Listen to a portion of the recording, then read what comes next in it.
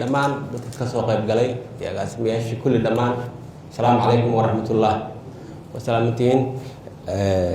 sida xogeyaha iyo gudoomiyaha guddiga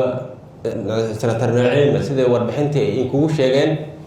maanta waxa way hadda sharcigan oo mintaqana waxa kaalmada federaalka Soomaaliyeed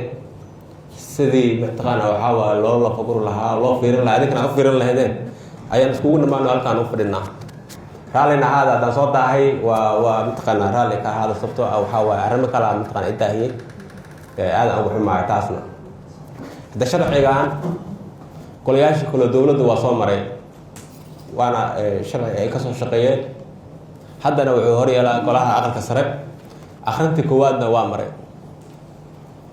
haddee intuus akhrinta labaad u gudban in dadweynihii mintaqana dhageysi dadweyne loo sameeyo oo iyagana ay arkaan taladooda iyo aqoontooda iyo aragtidooda aad adinkana ku beerisaan ayaa horta halkan loo keenay maanta marka waa sharci la sameynayo oo habraaca oo loogu talagalay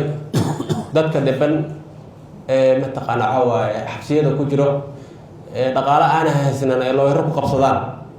in dawladda ay ka saacido oo dadka ayada mintaqana loo qabta looyaro oo dawladda looyaro u sameyso oo u doodo intaas horta ku salaysan yahay hadda intaas maxay u baahan tahay habraac loo sameeyo oo nidaam ay leedahay dawladaha adduunkana waa leeyihiin sharciga aan legal aid leeyahay waa leeyihiin oo sharci caan ah marka dawaaw intaas wax kale iskugu imaanan dabcan ma inaad sharciga macnaha waxa waaye halkaan aad dhaxdiina ka baxno ood fiirisaan rartaan